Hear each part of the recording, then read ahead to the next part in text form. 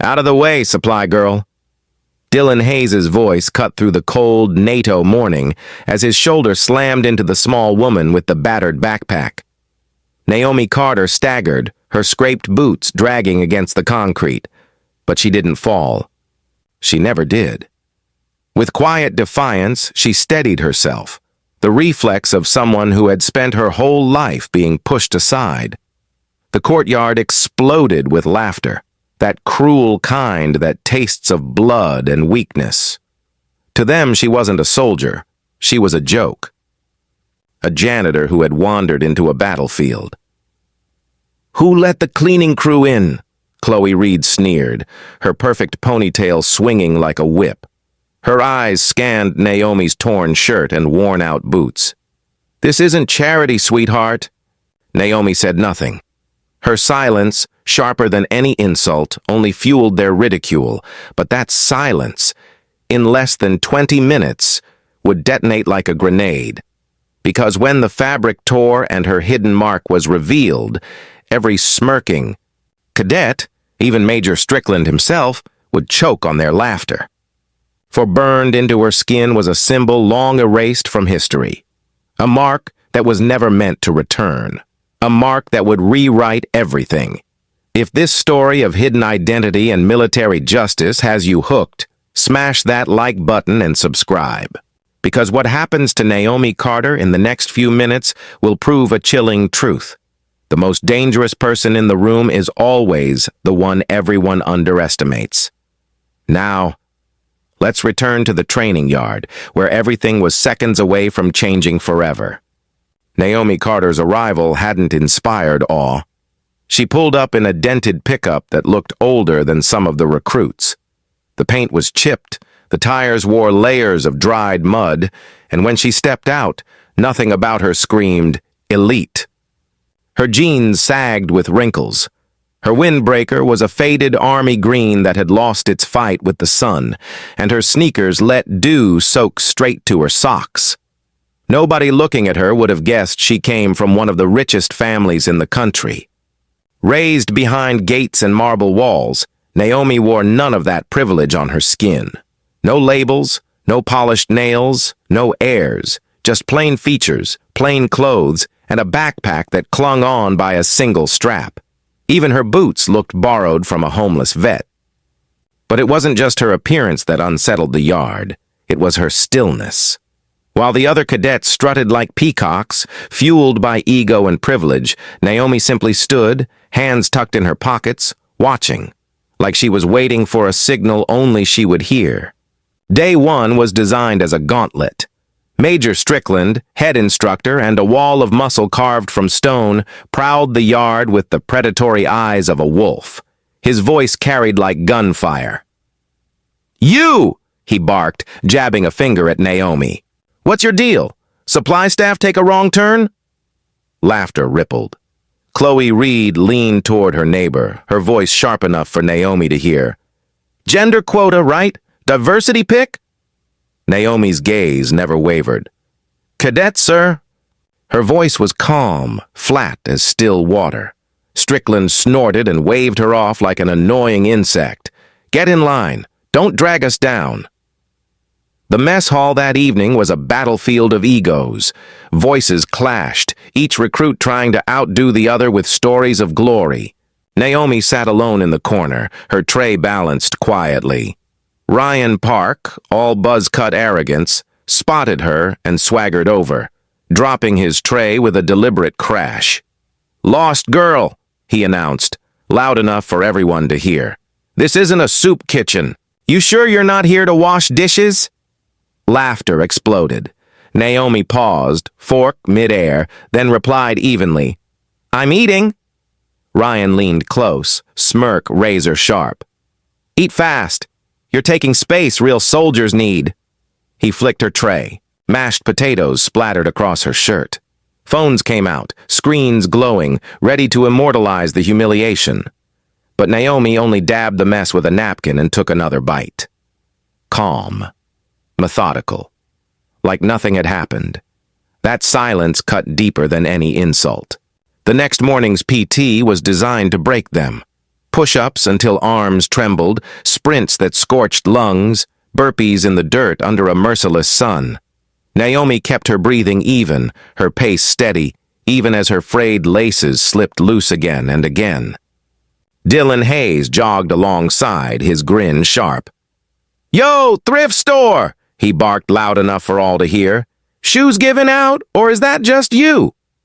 The yard roared with laughter.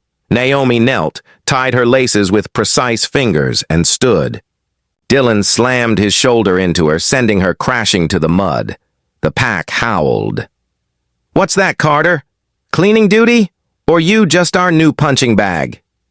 Dylan's voice dripped with fake concern.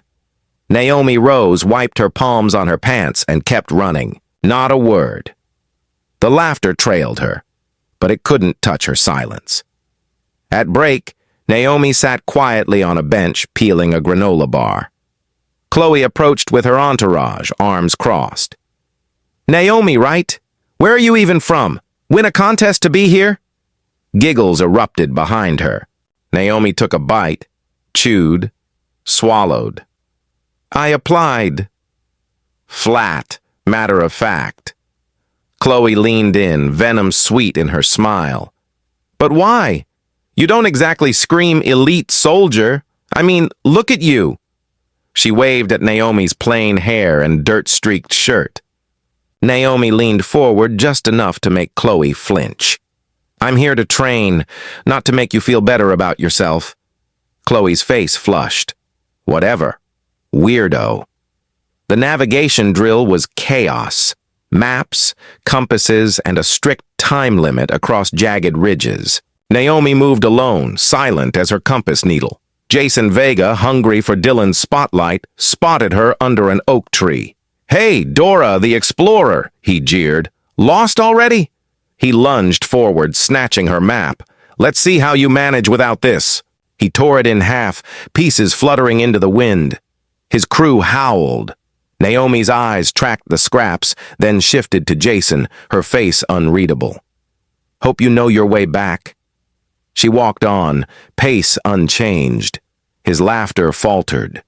The rifle disassembly drill separated pretenders from professionals. Each cadet had 2 minutes. Dylan fumbled through, messy but quick. Chloe squeaked by with trembling fingers. Then Naomi stepped forward. She didn't rush. She didn't stall. Her hands moved like a machine built for one purpose.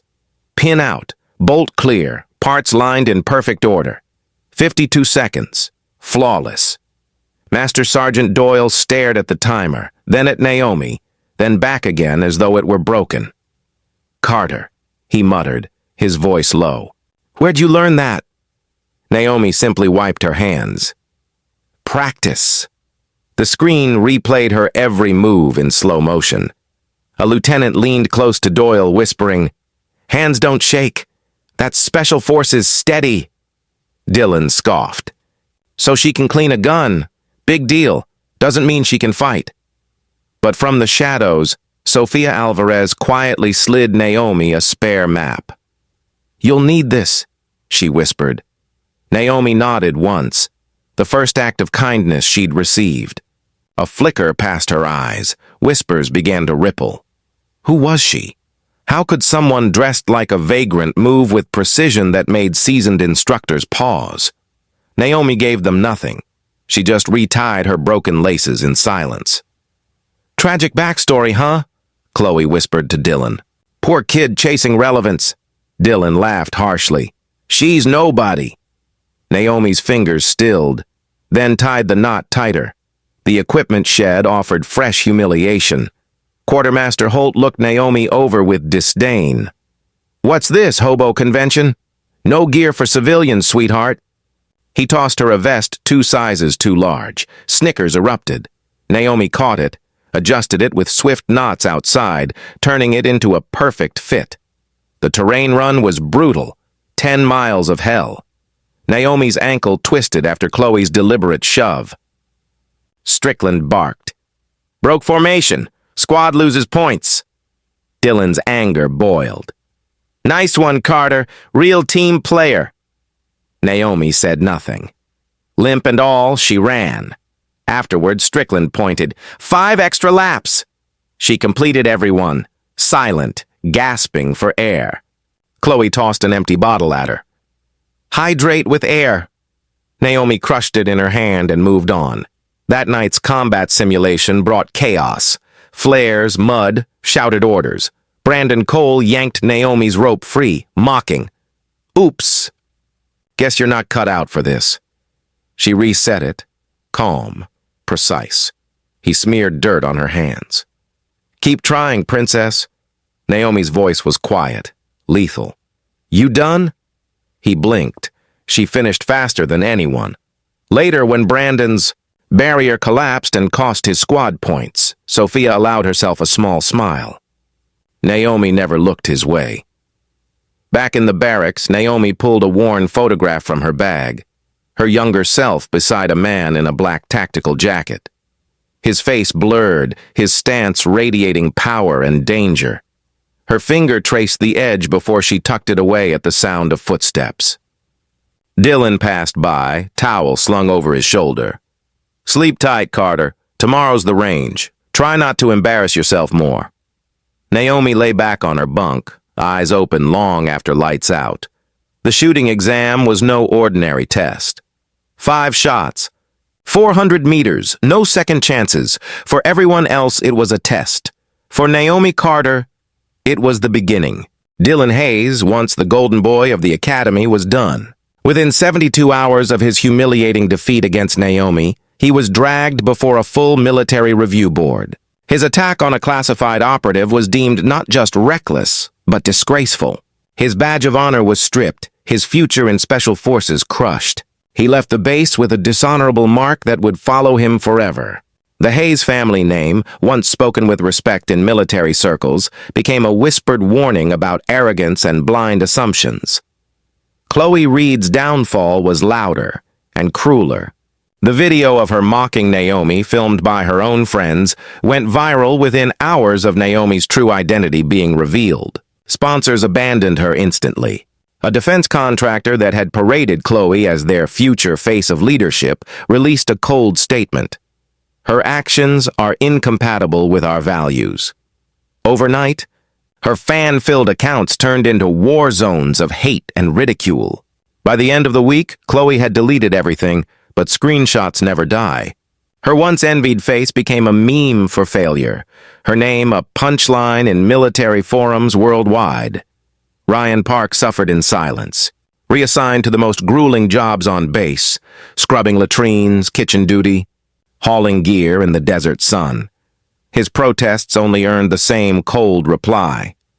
Your treatment of a decorated veteran is on permanent record. His arrogance, once unchecked, was now shackled to humiliation. Even Major Strickland was forced to reckon with himself. A closed-door meeting with higher command ended with his punishment. Mandatory retraining in leadership and respect. The man who once sneered at Naomi Carter as a maintenance worker now second-guessed every judgment he made. His iron authority was tempered, his harsh voice quieter, more careful. For the first time in 20 years, Strickland became a student again. But the biggest transformation wasn't in individuals, it was in the entire culture of the base. Naomi's story became required study material for every new recruit.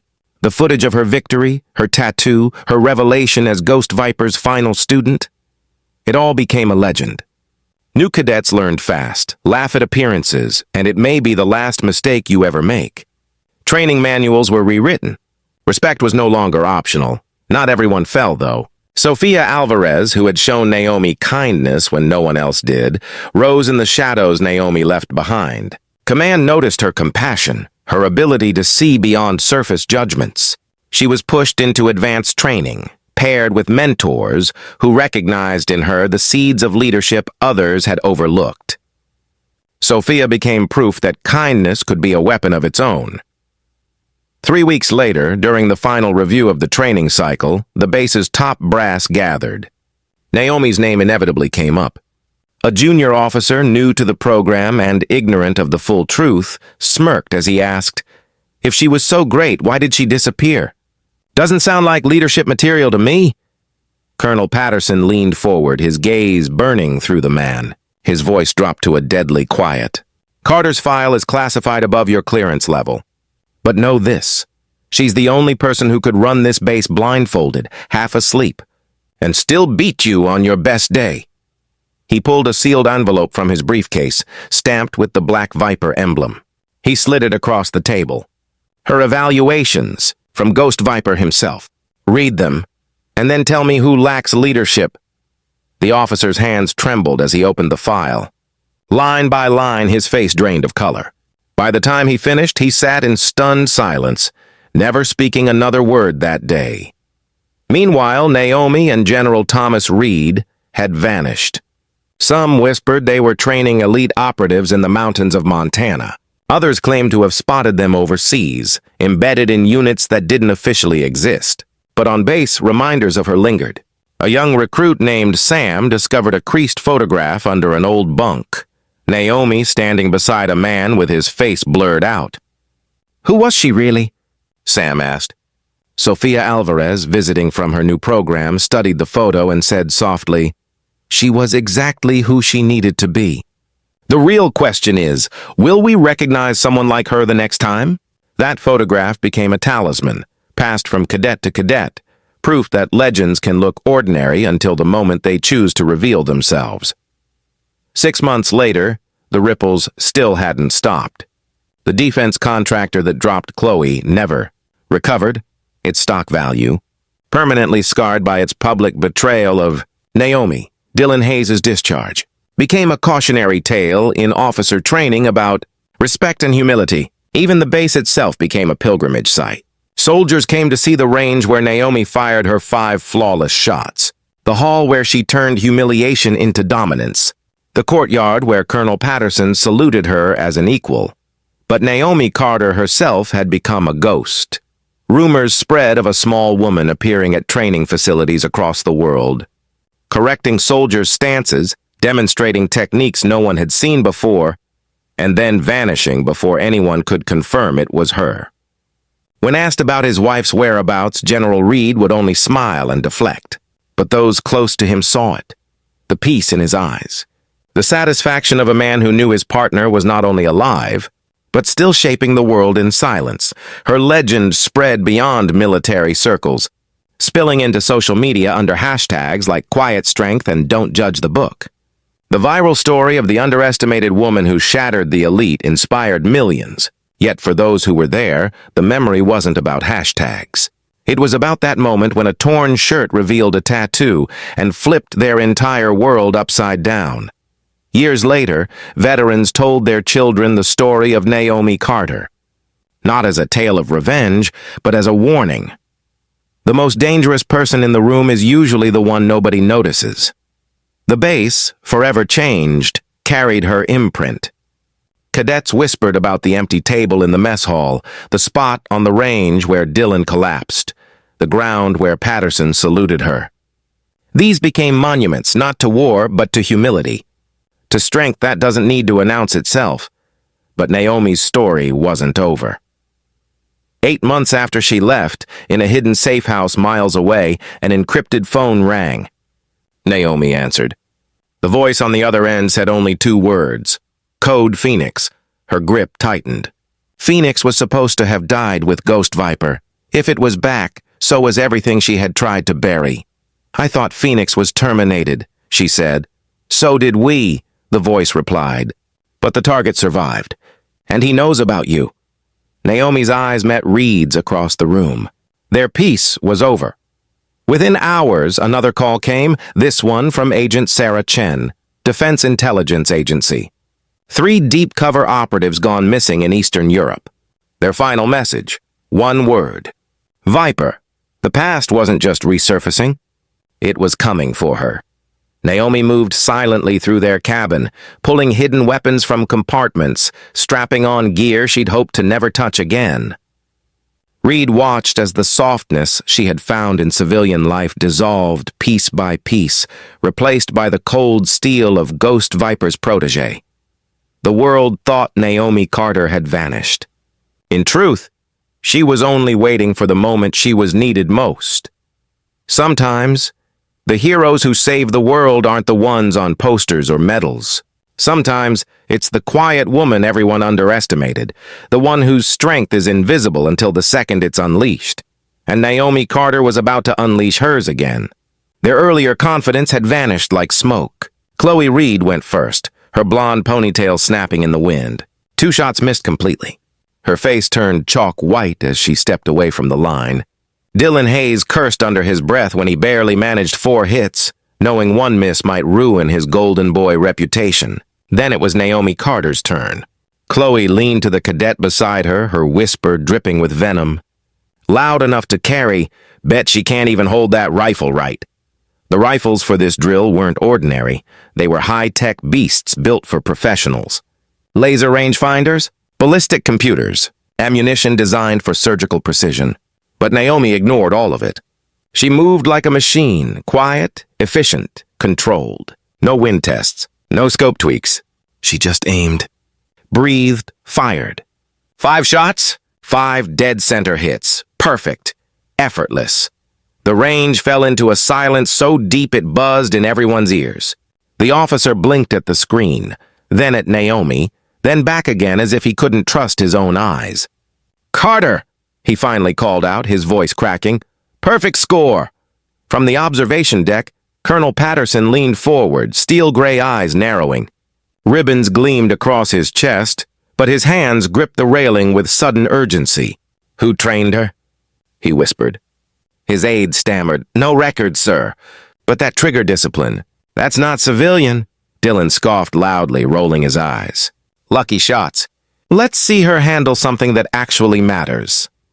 But when the equipment check revealed Naomi's scope had been deliberately misaligned, the truth hit like a bullet. What should have doomed her accuracy became proof. Naomi hadn't needed technology. She relied on pure instinct and muscle memory. The officer muttered under his breath, "That's not luck. That's lethal skill." That evening, in the mess hall, Naomi sat at her usual empty table, sipping water from her tray stripped of food. Jenna Walsh, tall and smug, spotted her chance. She strutted over, dropping a half-eaten apple onto Naomi's tray. "Here," she sneered. "Can't have you starving. Gotta keep your strength up. For what, carrying our gear?" Laughter exploded behind her. Phones came out to record. Naomi glanced at the apple, then at Jenna, eyes unblinking. "Thanks," she said simply, and took a slow, deliberate bite. Then another, until the entire apple, core and all, was gone. The laughter faltered. Silence crept in. When Naomi brushed past, her shoulder barely nudged Jenna's, but the taller woman stumbled back like she'd been shoved by a storm. The mess hall froze. Naomi had turned humiliation into dominance without lifting a finger. The next morning brought the combat simulation. 1-on-1, bare hands, no mercy. Fate, or cruel irony, matched Naomi against Dylan Hayes, 6 feet of muscle and ego. His grin was predatory.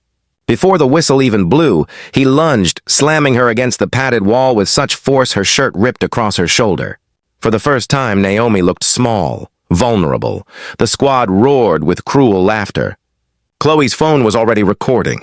"Look at that," she jeered. "Tattoos too? What is this, some biker gang?" But then Dylan leaned closer, face inches from hers, and froze. There was no fear in Naomi's eyes, no panic, only a cold, calculating patience that made his stomach twist. "This isn't daycare, Carter," he growled. "This is war. Time to go home." Naomi's voice cut through the laughter, quiet but razor sharp. "Let go." Dylan chuckled, loosening his grip slightly.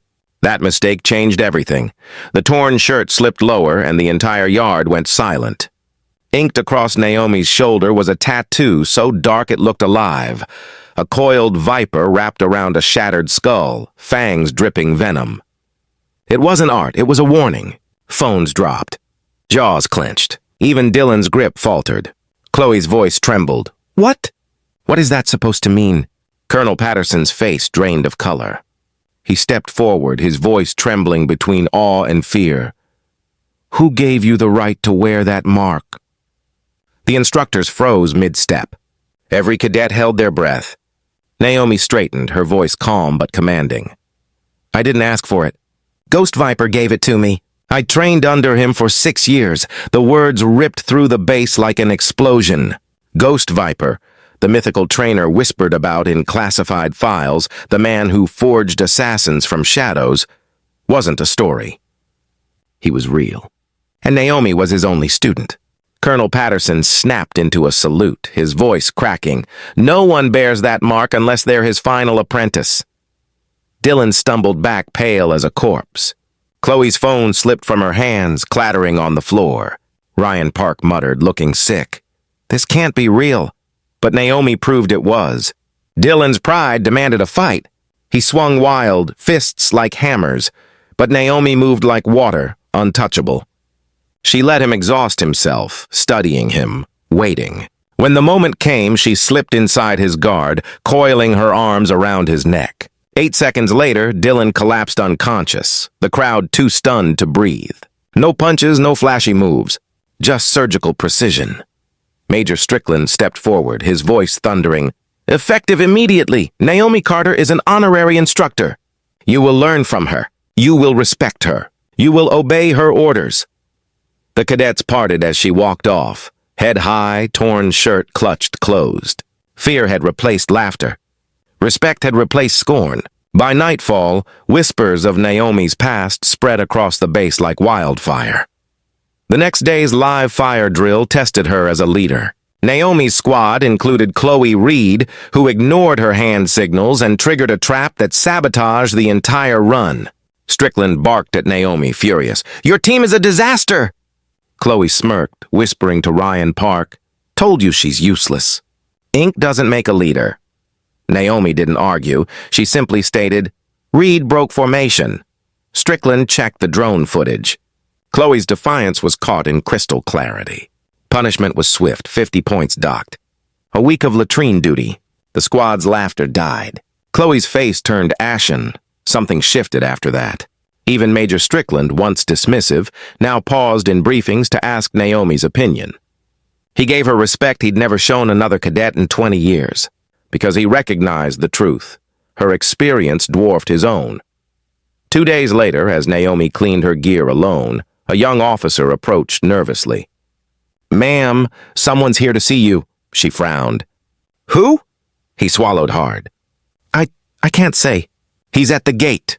At the entrance, a tall man in a black tactical jacket waited. His presence bent the air around him, controlled, lethal, commanding. Colonel Patterson stood at attention beside him. Carter, he said formally. This is General Thomas Reed. For the first time since arriving, Naomi's mask cracked. Something flickered. Recognition, relief, maybe even love. She stepped closer, her voice softer than anyone had heard. You didn't have to come. General Reed tilted his head, a small smile tugging at his lips. Yeah, he said simply. I did. Colonel Patterson turned to the stunned cadets, his voice booming across the courtyard. This is General Thomas Reed, Naomi's husband. The revelation detonated like a bomb. Chloe dropped her water bottle. Dylan's jaw went slack. Even Sophia Alvarez's eyes widened. General Reed placed his hand gently on Naomi's tattooed shoulder. Together, they walked toward her old pickup. The engine roared louder than expected, and in seconds, they disappeared down the road, leaving the entire base reeling in stunned silence. The fallout was instant and devastating. Naomi Carter stood atop the ridge, the wind tugging at her jacket, eyes scanning the horizon with the calm intensity that had become her signature. Every challenge, every humiliation, every battle had forged her into someone the world would never see coming, but would never forget. Beside her, Reed watched silently, knowing better than anyone the storm she carried beneath that quiet exterior.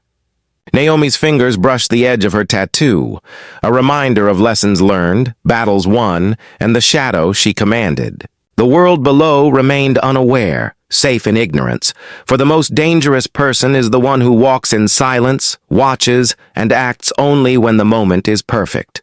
Naomi Carter had returned, and she was unstoppable. Naomi Carter carried a mark the world tried to erase. But what if you carried that weight? Do you think silence is the greatest weapon, or is it the truth that breaks chains? Drop your thoughts in the comments. This is Black Nation Strength, where every story hits harder than a bullet.